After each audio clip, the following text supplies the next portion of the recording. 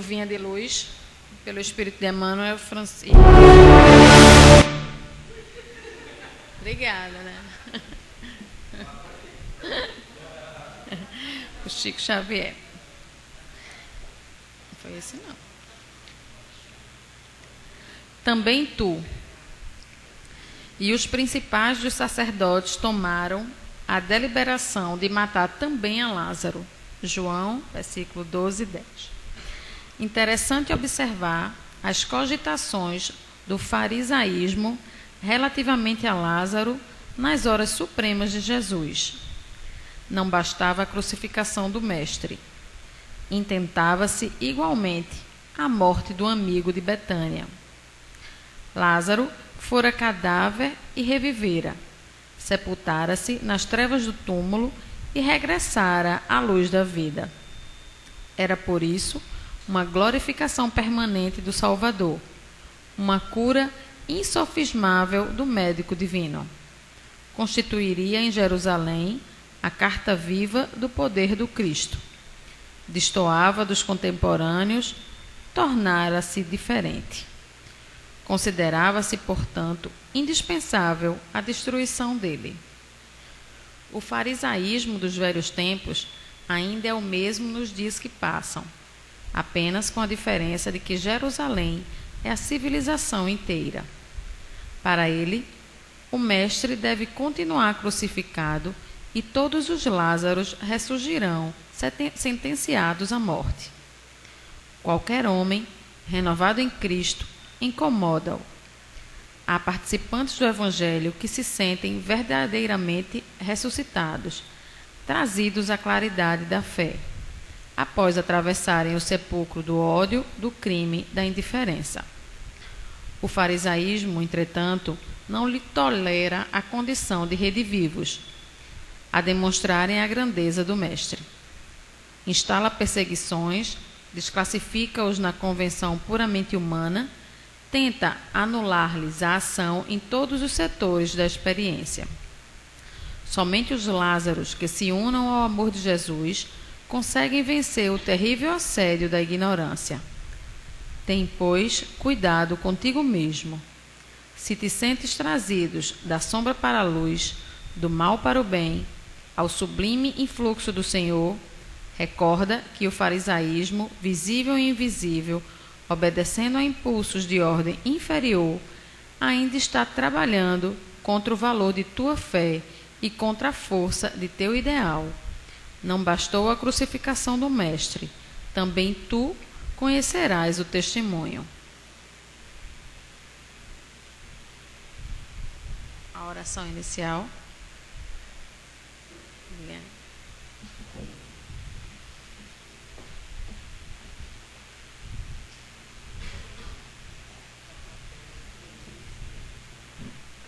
Boa noite.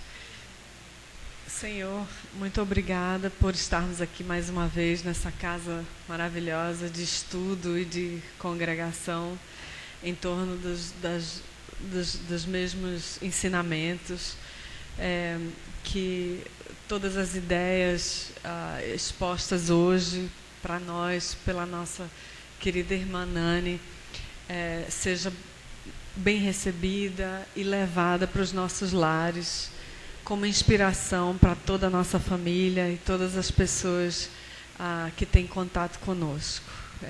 Que a nossa fé seja sempre inspiradora para nós mesmos e para todos à nossa volta. Que assim seja. Então, em nome de Deus, sob a guarda amorosa de Jesus de Nazaré, de Maria Santíssima e dos Espíritos benfeitores da Casa de Cáritas, iniciamos a atividade de hoje. Hoje eu não vou sair de cima do xirre de jeito nenhum. Que a gente vai pedir licença para fazer o estudo sentadinha. Deixamos um pouco gripados, aquela moleza do primeiro dia da gripe. Mas, logicamente, a gente vai de vez em quando levantar, porque a gente vai falar de Jesus. Não é? Estamos em dezembro. Mais uma vez, a psicosfera começa a se dulcificar. E é muito importante que nesse momento, quando ondas tumultuadas de desordem, de caos, de guerra, novamente atordou as criaturas humanas, é muito importante nós começarmos a pensar em Jesus, no Natal de Jesus, no significado da presença dele. Eu não consigo. Eu falei o nome Jesus, eu tenho que ficar de pé. O significado da presença dele entre nós. Por que o Verbo de Deus? Porque Jesus, que era um Espírito puro, aceitou nascer entre nós. Qual o significado dessa presença? A presença do Cristo entre nós se reveste de grandes significados. Significados dentro da psicologia. Porque ele é o homem psicologicamente completo. Perfeito, equilibrado. Aquele homem que potencializou toda a ética divina. Então, Jesus é o modelo, ele é o norte. Nós devemos meditar no significado da sua presença, em todas as nuances. Estudar o Evangelho de Jesus é ponderar, meditar em todas as passagens. Desde o advento, desde as primeiras notícias, quando Maria soube que estava grávida. E recebeu a visita do Espírito Superior, que nós conhecemos como anjo Gabriel, e soube que esperava em seu ventre o Messias. É preciso lembrar que o Messias era esperado em todos os povos. E o povo hebreu, especificamente, esperava um Messias. E entendia o hebreu, o judeu, que o Messias deveria ser aquele que libertaria o povo judeu. Se revestia o Messias de um condão político. Esperava o judeu um Messias que iria se preocupar com as questões transitórias. Então, entendia Jesus, o Messias, o Filho de Deus que viria para redimir, para salvar, mas aquele grupo, aquela casta.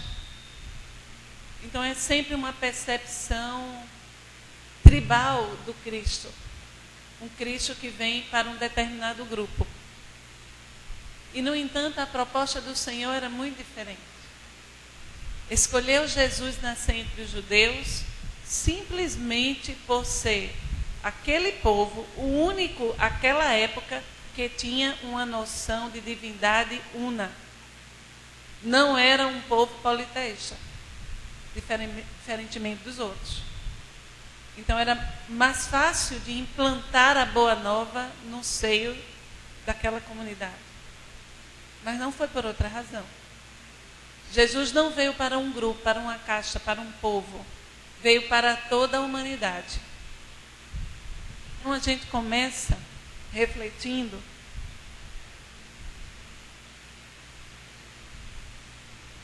nesta passagem do Evangelho de João, evangelista. No princípio era o Verbo, e o Verbo estava com Deus, e o Verbo era Deus. Vamos pensar em Jesus muito antes dele ser Jesus, receber esse nome.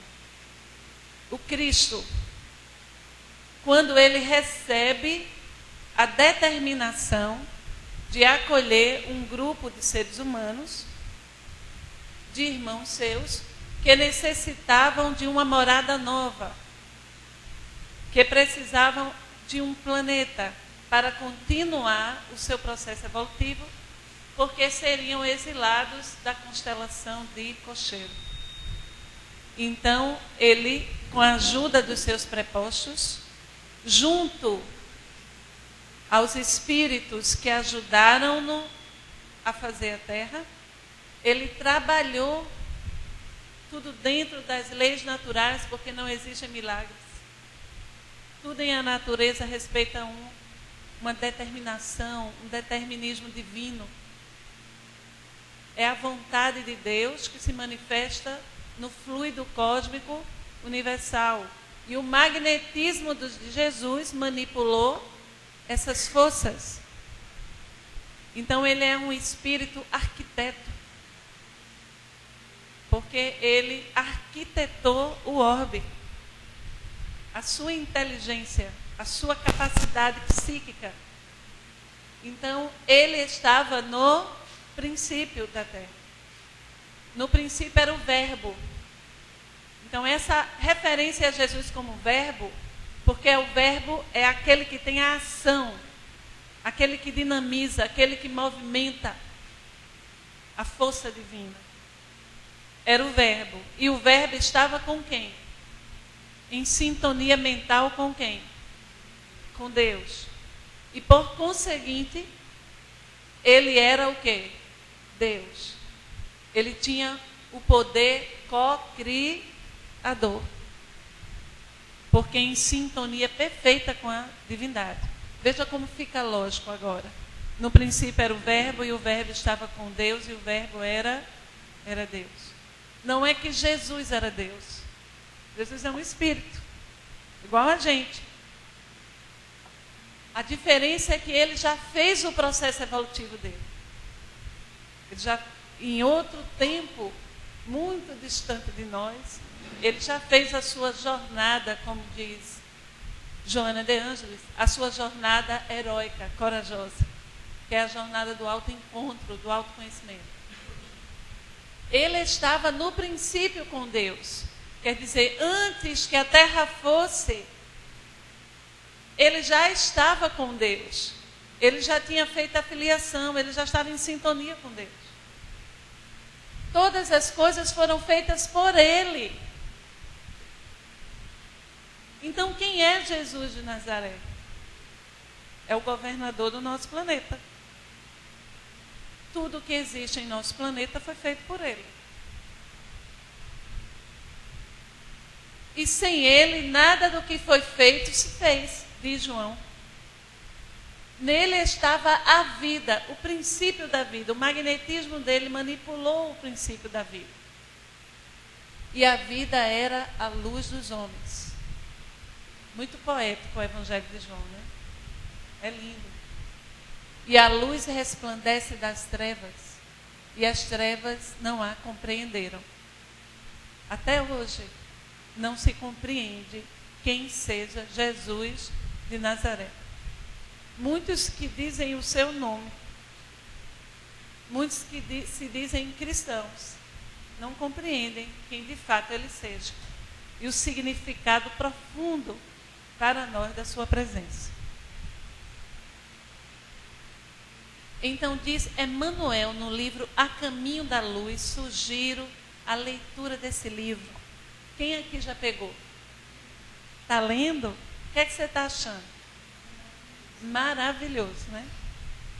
É preciso que nós espíritas leiamos a obra de Francisco Cândido Xavier.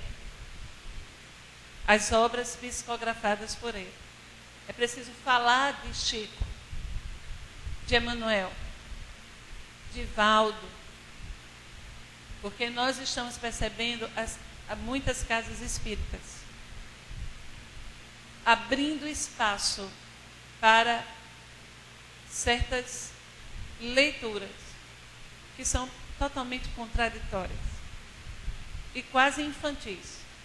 Eu estou dizendo isso, abro um parêntese, que eu estive, neste domingo, fui convidada a participar de um seminário. E estava ao meu lado uma pessoa, numa casa espírita, com conceitos, falando sobre suicídio. E um dos conceitos era que ao suicidar, o suicida perde o perispírito. É complicado. Dentro de uma casa espírita, quer dizer, uma coisa elementar dessa. Isso é falta de estudo, de leitura de obras como essa. Primeiramente, falta de estudo disciplinado da codificação. Eu ainda não consegui encontrar na face dessa terra nada mais fantástico que a codificação. Nada mais impressionante que o Livro dos Espíritos. É impressionante. Aquilo ali. Eu leio todos os dias o Livro dos Espíritos. Sabiam disso?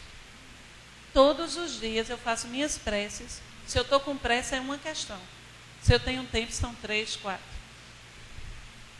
Disciplinada. E sobre mediunidade, nada ainda superou que livro, Jorge? O Livro dos Médiuns. É o maior tratado de parapsicologia que existe na Terra. E nós espíritas não estudamos. E depois a obra de Chico. A obra de André Luiz é uma coisa fantástica. É como se a obra de André Luiz ela fosse assim, a teoria na codificação e a prática na obra de André Luiz. Exemplos práticos. Então você tem um livro, estou fazendo um parêntese, porque eu me determinei a fazer isso todo canto que eu for. As coisas que eu ando vendo. Por aí. A obra de André Luiz, você tem, por exemplo, um livro todo dedicado ao processo de reencarnação. Missionários da Luz. Um livro todo dedicado ao desencarne. Processos de desencarne. Um livro todo dedicado à mediunidade, nos domínios da mediunidade. É maravilhoso. Você quer ser doutrinador ou médium esclarecedor numa reunião mediúnica? Conheça Gúbio na obra Libertação. Você vai ter a maior exemplo de conduta ética de uma pessoa que está socorrendo espíritos desorientados.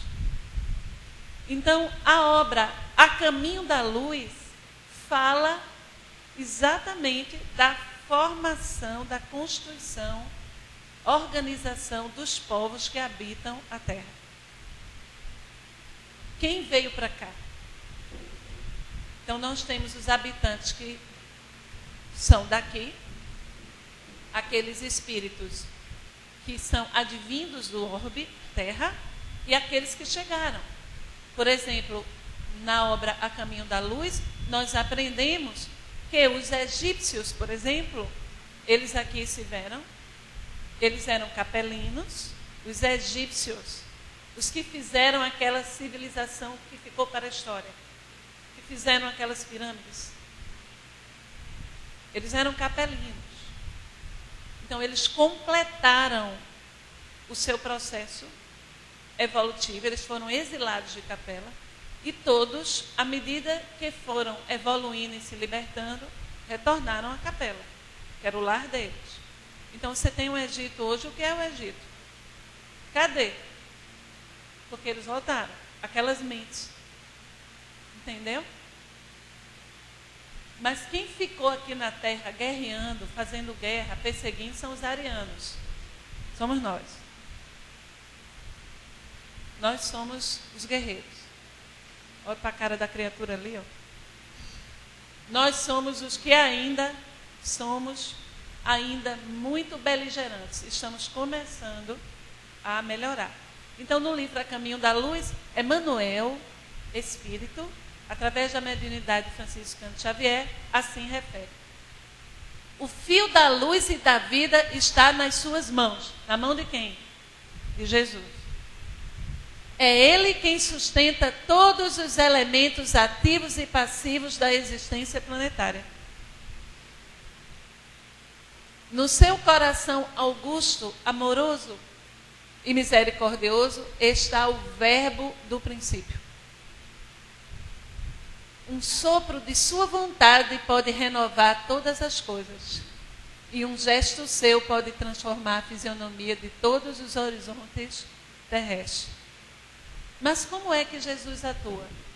Como se dá a proposta crística para nós? Sem violência. Porque Jesus segue o processo, é vinculado ao processo das leis divinas. Então, para um espírito evoluir, processo evolutivo, ele é lento. A gente passa várias reencarnações para ir melhorando certos aspectos. A evolução não se dá num de repente. É um construto histórico. Nós precisamos de tempo. Então, cada existência, ela está a nos apontar certas necessidades. Cada criatura está no seu momento evolutivo. E isso a gente observa dentro das nossas casas. Nós temos nossos filhos e a gente não compreende porque certos filhos têm determinados comportamentos. Outros são diferentes. Um você mostra, explica. Você não precisa nem terminar de dizer, o menino já está compreendendo e aplicando. Por quê? Porque aí você tem um espírito que já fez um processo anterior de construção. Então, é mais ou menos como uma lembrança. Você mostra o princípio ético e ele, não é que ele aprende, ele desperta. Ele lembra. Compreende? Aí você faz, fulano é tão doce, tão bom de educar, ou que filho é um filho de ouro. E é mesmo. É aquele menino ou aquela menina que já tem uma trajetória de construção emocional, de construção psicológica, bem mais marcado. Outros não. Outros estão mais atrasados. Mas é em nome do amor que nós os acolhemos. Então, eles vão apresentar suas dificuldades. E às vezes a gente não entende. Mas por que fulano é assim, fulaninha é assim? Na verdade, ele está assim. E a convivência com essa família amorosa, com esses novos valores, vai começando a semente a ser jogada ali naquele terreno. Compreende? É devagar. Jesus não usa de violência com ninguém. Mas nós, pais, às vezes ficamos muito preocupados, não é isso? Mas devemos ter apenas consciência que estamos fazendo a nossa parte. Aquele espírito, ele tem livre-arbítrio. Ele vai absorver, ele vai melhorar aquilo que ele tem condição. E a gente vai continuar ajudando ele. Pode ser aqui ou pode ser na erraticidade. A gente precisa ter consciência de que nós fizemos a nossa parte. Então, Jesus, ele está pastoreando a terra. Ele é realmente o bom pastor. Nós somos as suas ovelhas e ele sabe de todos nós. Todos somos conhecidos dele. Ele sabe das nossas dificuldades. Quando ele acolhe Natanael ben Elias, que era um paralítico de Cafarnaum. Ele era paraplégico. Ele vivia deitado num catre. Não tinha cadeira de roda naquele tempo. Ele era paralisado do pescoço para baixo, porque nem sentado ele ficava. Então os amigos afastaram a palha, né, do telhado da casa de Pedro, o pescador, e os amigos começaram a descer Natanael. Jesus achou lindo isso. Foi isso que fez com que Jesus se aproximasse de Natanael e dissesse: Natanael ben Elias, tens fé que posso se curar? Ele disse: tenho, Senhor. Levanta e anda. Porque Jesus achou muito bonito o amor daqueles amigos. E assim é. Quantas vezes são almas amorosas, espíritos amorosos, que rogam a Deus por nós, que pedem misericórdia por nós, e assim nós somos amparados.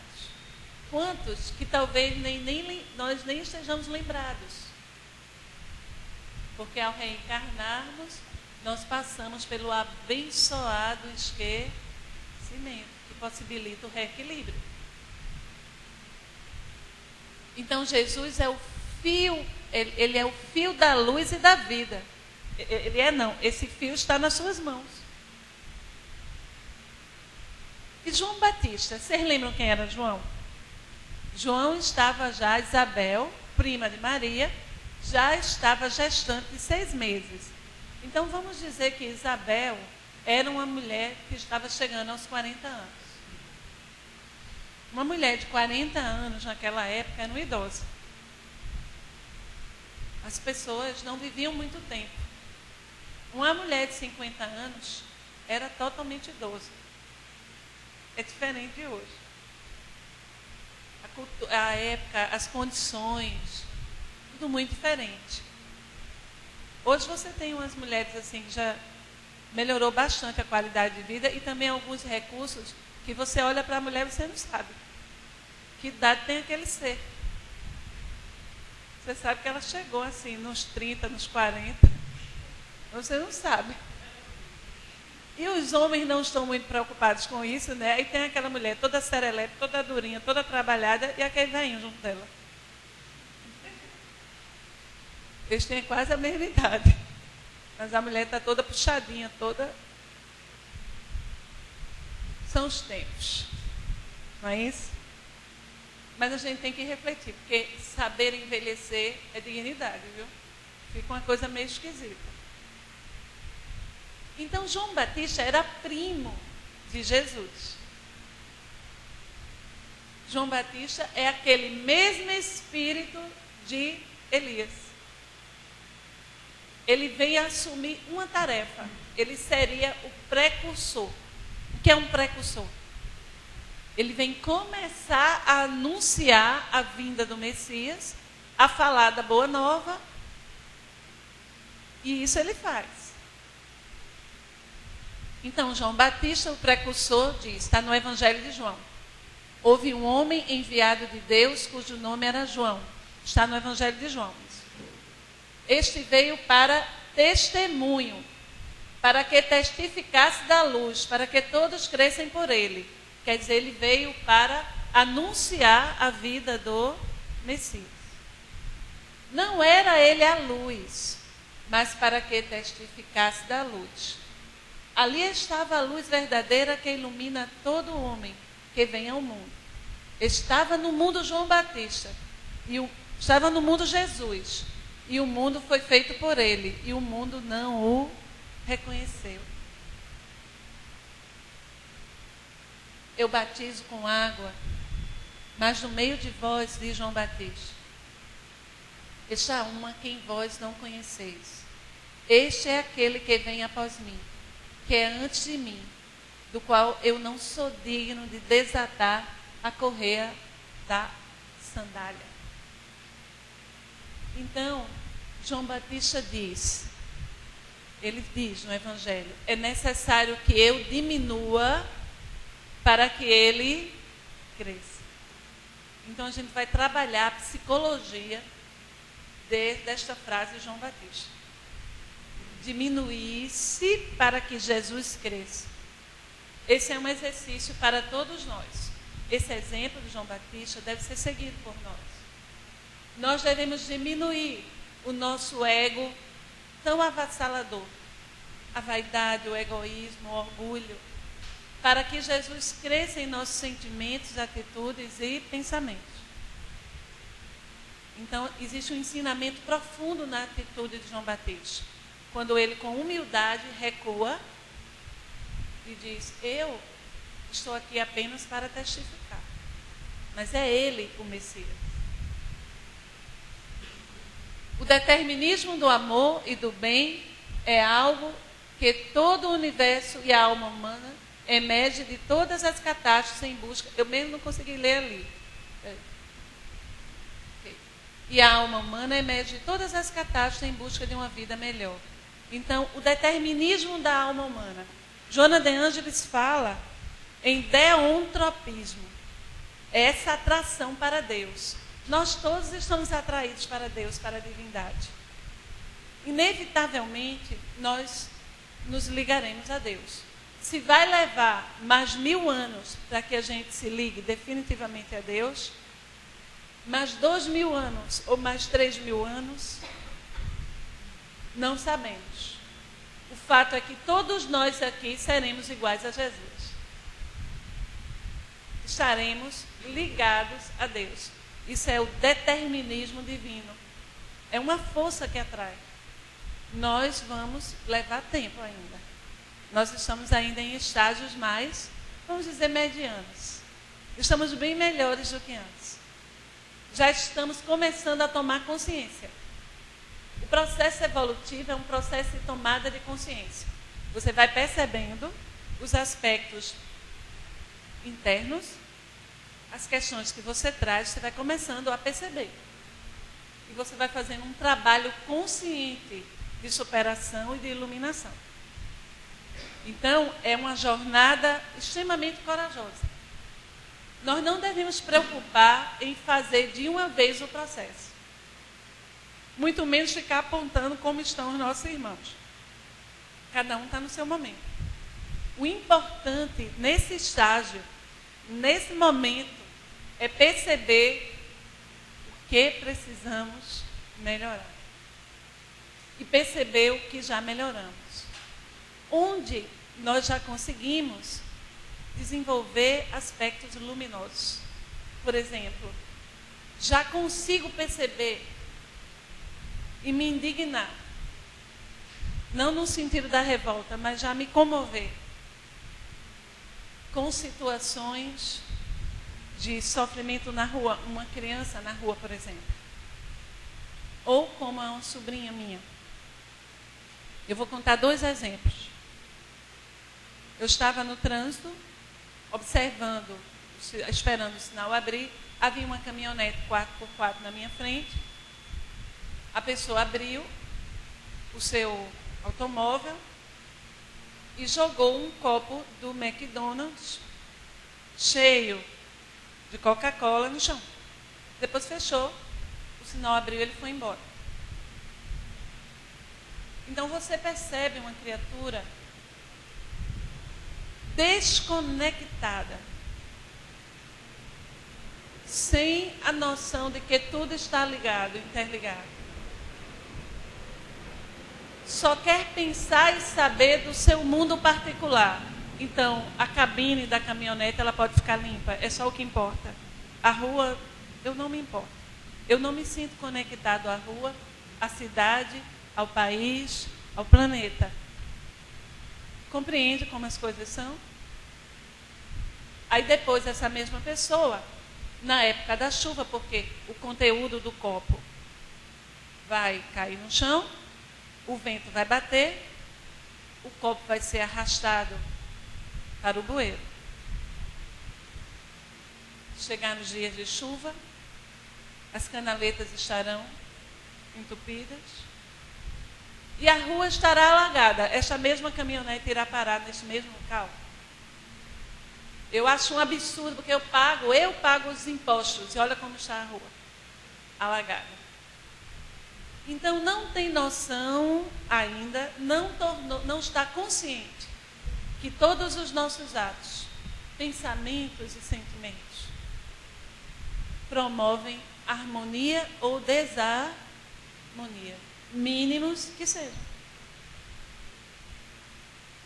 Isso é fazer o Cristo emergir. É começar a ser uma criatura ética em todos os matizes. Não é só assumir uma postura angelical aqui dentro. É pensar de forma ética e agir no bem sempre. Vamos dar um exemplo. Aconteceu com uma pessoa próxima a mim. Ele foi comprar um ingresso. É porque a gente precisa mostrar que o evangelho, onde o evangelho se aplica. O evangelho deve se aplicar nas horas do dia, nos minutos do dia. Então ele foi comprar um ingresso para um show Era uma mesa, 4 mesas, era um show caro. Então, por pessoa, R$300, isso quer dizer 1.200 a mesa, 4 lugares, não é? Então, ele passou o cartão, débito, e aí foi-se embora jantar. Quando ele estava jantando, chegou a mensagem do banco, que havia sido debitado R$1.000. Ora, mas os ingressos custaram quanto? Hein? Conduta crística. Qual é? Voltar lá. Porque no final do dia, aquela moça que está ali por um salário mínimo vai notar a ausência de R$200 e ela vai ter que desembolsar. Isso é seguir o Cristo. Fazer o bem, agir no bem, renunciar a tirar vantagem, não aceitar. Então a proposta não é uma proposta de você ser, não é para nós sermos um ser revolucionário, um Francisco de Assis, uma Clara de Assis, a gente vai ser um dia. Mas começar assim, agindo no bem, no correto, no ético,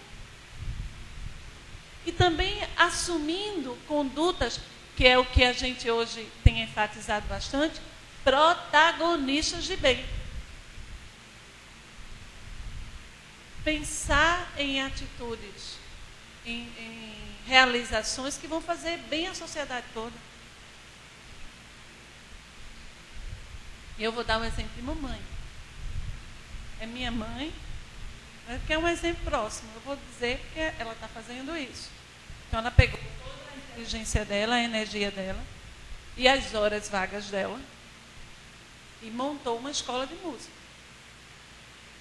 O negócio está tão maravilhoso que eu decidi que em 2016 eu preciso ajudar a mãe. Eu fui para a audição do trabalho. Os meninos aprendem violino, violão clássico, flauta transversal, violoncelo. E é uma luta para pagar o salário dos professores. Porque não pode ser professor voluntário. Porque professor voluntário vai embora. E quem aprende violino precisa de um método e ter continuidade no método. Então se fazem projetos, ela trabalha, ela luta. E aí não vai ter recursos. Foram cortados pela metade o recurso por causa da crise para 2016. Já disse amanhã, estou contigo, a gente vai conseguir o dinheiro. Então vou botar minha energia ali. Protagonismo no bem. Em vez daquele menino da comunidade estar pegando uma arma ou a droga, ele está com um instrumento na mão. Quer dizer, é uma ação transformadora. É o que você pode fazer. Ela sabe fazer isso, porque ela é uma educadora, é uma pedagoga, conhecedora profunda de Paulo Freire. Então, ela viu os filhos casarem, ficou aposentada, eu vou fazer o quê? Eu vou fazer o que eu sei para a sociedade. Então, várias coisas que a gente pode fazer para revelar o Cristo, para expressar o Cristo, para fazer o Natal dele de verdade. Estava no carro com uma menina de 5 anos, chupando chiclete, ela também, mascando chiclete. Ela olhou para mim e fez: tia, você vai colocar esse chiclete onde? Quando você acabar. É porque as crianças são assim hoje. Elas olham para você, apontam o dedo, porque elas já nascem para realizar a nova era, essas crianças de hoje. Eu vou colocar o chiclete neste saquinho aqui dentro do carro. Ainda bem, viu, tia? Porque se você jogar no chão, na rua, os passarinhos podem engolir e morrer sufocado. Que eu não sabia dizer sufocado. Sufocado. E eu pergunto então, você já está preocupado com os passarinhos? Está preocupado com o seu chiclete no chão? Isso é o ser da nova era. O ser da nova era é assim. Ele é preocupado com o outro, com seu semelhante, com a natureza. Ele é preocupado com a morte de um rio, como aconteceu agora no nosso país. E aí nós refletimos em que medida nós estamos modificando nossa forma de ser e de sentir para merecermos estar na Terra quando ela estiver assim regenerada. Quando predominar seres assim pacíficos. Será que nós teremos direito de estar aqui? Só Jesus, tudo passou. Todas as guerras passaram. Vocês sabem o nome dos maiores guerreiros da Terra? A gente não sabe. Eu estive visitando o Palácio de Versalhes, passando por aquelas alas suntuosas, aquele salão dos espelhos. E à medida que eu entrava no palácio, eu me entristecia e sentia melancolia. Porque eu captava ondas de tristeza das criaturas que viveram ali. Quem lembra? Ninguém lembra. Mas ninguém esquece Jesus. Só ele não passa. Só Jesus não passou na caminhada dolorosa das raças. O Império Romano, onde está? Parecia invencível. Hoje são ruínas que a gente visita. Ele é a luz do princípio e nas suas mãos misericordiosas repousam os destinos do mundo. É nas mãos dele que está inscrito o nosso destino. Seu coração magnânimo é a fonte de vida para toda a humanidade terrestre, diz Emmanuel. Sua mensagem de amor no Evangelho é a eterna palavra da ressurreição, da justiça, da fraternidade, da misericórdia. Então eu pergunto, meus irmãos, ainda somos, por exemplo, racistas? Ainda estamos achando que não deve haver um dia da consciência negra? Que não deve haver cotas para negros?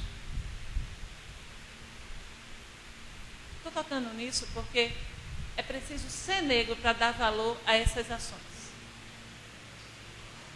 No dia da consciência negra, no dia, eu nem lembrava que era o dia, depois foi que eu vi. Eu fui levar Bruce, meu cachorrinho. É a coisa mais linda do mundo. Você quer ser feliz? Tem um cachorro? Fui levar Bruce para tomar banho. E eu levo especialmente num pet shop lá perto de casa, porque tem uma moça com os cabelos negros, bem rastafari assim. Uma negra. E ela é muito amorosa. Eu fico ali acompanhando. Eu não gosto de deixar o cachorrinho ir embora. Fico junto dele. O cachorro está acabado de dengue. E aí eu fico esperando ele tomar banho.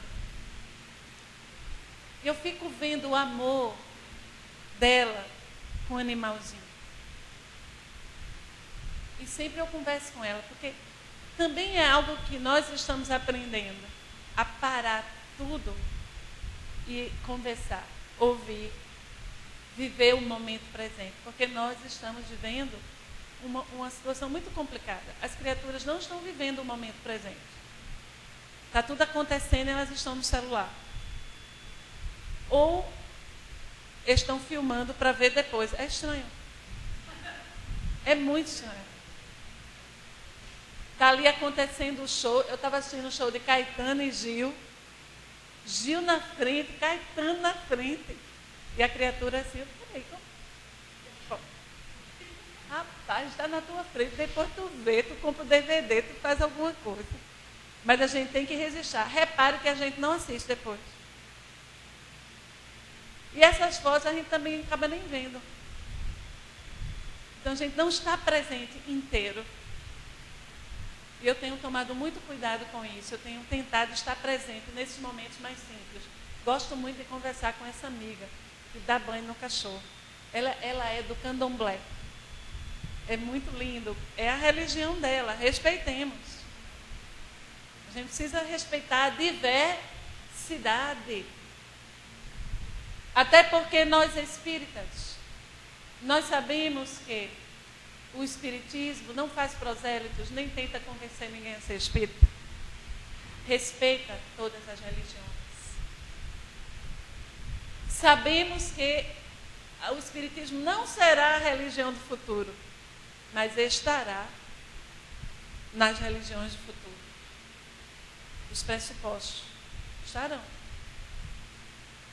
Então, quando ela começou a dar banho no meu cachorrinho, eu notei que ela estava triste.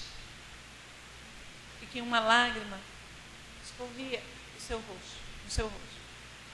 Eu perguntei, minha irmã, o que está acontecendo que você está triste? Nada não, agora me diga. Porque já baixou o atendimento fraterno, né? E aí ela disse que, assim que o pet abriu, uma moça, ela falou, dona fulana, que eu não vou dizer aqui, tinha dito, como é que o dono do pet aceitava uma pessoa como ela? E que o cachorrinho dela não iria se banhar, ser tratado por ela. Racismo, né, gente? Racismo. Aí subiu já o Ministério Público. Subiu. O que foi que o dono do pet fez? Porque se eu tivesse lá, a gente teria dado voz de prisão, né? Um dia no Bom Pastor não ia fazer mal. Não é? Ele disse, a senhora é que não é bem-vinda aqui. Pode ir, a senhora e seu cachorro. O cachorro ainda levou o pato. Muito bem.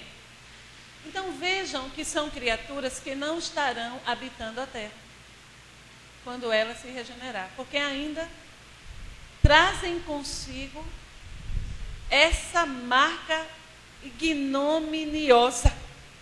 Gostou? Esse atraso moral. Nós espíritos não temos gênero, não temos nacionalidade, não temos etnia. Nós poderemos nascer homossexuais, trans, poderemos nascer em qualquer parte do mundo, e quando eu falo mundo é em qualquer planeta, menos nos evoluir se formos essas feras ainda. Poderemos nascer em qualquer país.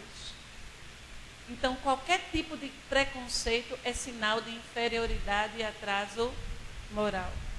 É sinal que é criatura. Mesmo que diga ter alguma religião, ainda não tem religiosidade. A religiosidade é que faz com que você se religue a Deus e aos seus irmãos, sejam eles quem forem. Então não se admite alguém que diga amar ao Cristo e não ser fraterno. Não procurar ser uma pessoa fraterna, solidária. Não entendeu ainda, não ama o Cristo. Nós estamos dizendo isso porque está chegando o Natal. E se quisermos louvar o Senhor, decoremos a casa. Eu mesmo faço isso. Todo Natal baixa Joãozinho 30 em mim. Meu irmão chegou lá em casa e perguntou, a festa do prédio é dentro da tua casa? Porque a casa está mais cheia de luzinha do que o prédio. É porque eu gosto. Porque o lar é onde eu recebo meus amores. Então a árvore de Natal ela fica bem linda para homenagear Jesus. A mesa também ela vai ser ocupada nos domingos para que a gente se reúna neste mês feliz em que a gente comemora. Tem gente que não deixa nem que as pessoas sentem no sofá. Eu tenho uma irmã que tem uma almofada que eu acho que ela vai levar para o mundo espiritual. Ninguém pode encostar na almofada. Eu digo, ô menina, essa almofada tua Para que serve? É porque foi cara. Mas para que serve uma almofada se não para abraçar nossos amores? Para servir de encosto para aquelas pessoas que a gente gosta, colocar a cabecinha no nosso colo e a gente acarinhar. O espaço da família tem que ser esse espaço de afetividade. No Natal, cada vez mais, de aconchego, de acolhimento. Nós temos ainda um ranço colonial. A gente tem que ter servo para fazer as coisas. Isso ainda é do tempo da monarquia. Ninguém tem coragem de ir para a cozinha no domingo. Mas é tão bom, junta todo mundo, vamos fazer uma comida juntos. Depois vamos lavar os pratos juntos, não é para deixar só uma não. Porque também é bom lavar os pratos juntos. É bom fazer a comida junto, estar junto. É simples. Mas a gente problematiza e torna caro tudo. A gente precisa começar a modificar esses paradigmas e construir aconchego, acolhimento, porque Natal é isso. Natal também é momento de meditação, de reflexão. O que é que eu estou fazendo? Qual é a minha conduta? É momento de repensar. Exato. Neste Natal, entoa teu hino de amor a Jesus. Se liga a Ele de verdade. Ajudando o teu próximo em memória da estrela. Tire um dia discreto. Não precisa dizer a ninguém não. Vá no hospital. Pega uma cestinha. Coloque guloseimas. Vá no hospital. Sente e converse com quem está sem a família. Você sabia que as pessoas do interior, a maioria ficam sozinhas? Simplesmente porque os familiares não têm condições de ficar aqui, não tem dinheiro. Aí você está deprimido, está melancólico? Experimente visitar as pessoas no hospital. Vá lá, converse. Uma tarde, visitando Jesus no leito do hospital. Em memória da estrela que veio à terra, para que não mais permaneça a sombra. Será ideal que todos os dias da tua vida sejam uma homenagem ao aniversariante esquecido, mas triunfante da maldade humana e da morte, que ele foi imposta, demonstrando que ele prossegue contigo, edificando um mundo melhor, sem excluídos nem abandonados à própria sorte, porque estará com eles, por teu intermédio,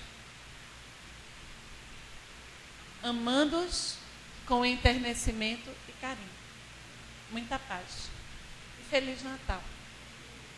Obrigada por terem me acolhido, permitido conviver com vocês ao longo de 2016.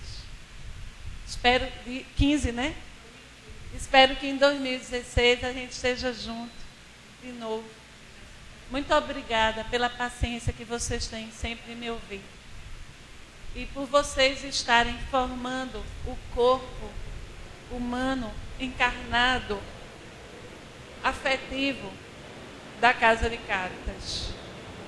Deus abençoe vocês, abençoe a casa de vocês, a família de vocês. Que vocês estejam fortalecidos e cada vez mais unidos. Neste Natal, que estejamos juntos, pensando um no outro, orando um pelo outro, para que a terra se pacifique. Amigo Jesus, divino poeta, neste momento, a lembrança do teu Natal, aquela manjedoura tão humilde, Jesus, a palha foi juntada e amorosamente formou o teu berço. Tão desprovido, Jesus, vieste, tão desvalido de pompa, de qualquer ligação com com as coisas da terra. Escolheste estar entre os animaizinhos. Porque assim, Senhor, quisestes assinalar que sem a humildade nenhum de nós conseguiremos vencer o mundo como tu venceste. Na nossa memória, neste momento, a lembrança de ti, Senhor, menino Jesus, nos braços de Maria, amparado por José. Obrigada, Senhor, por ter estado entre nós. Agradecemos sempre, Jesus, sem palavras, só com o coração, o fato de nunca teres nos abandonado e de ainda esperares por nós de braços abertos. Nós te pedimos, Mestre, acolhe-nos em teus braços como fizeste aquela criancinha que correu para ti. Agasalha-nos, Senhor, porque muitas vezes fraquejamos, muitas vezes nos equivocamos ainda, deixamos que a sombra escura domine nossos sentimentos. Por isso, abraça-nos, Senhor, contamina-nos com tua luz, irradia tua luz, para que estejamos em nosso coração vinculados a ti. Abençoa o planeta Terra, Jesus querido. Ilumina a Terra em todos os locais deste orbe. Abençoa a Casa de Cáritas, que ela esteja sempre amparada pelos benfeitores amigos. Assim seja.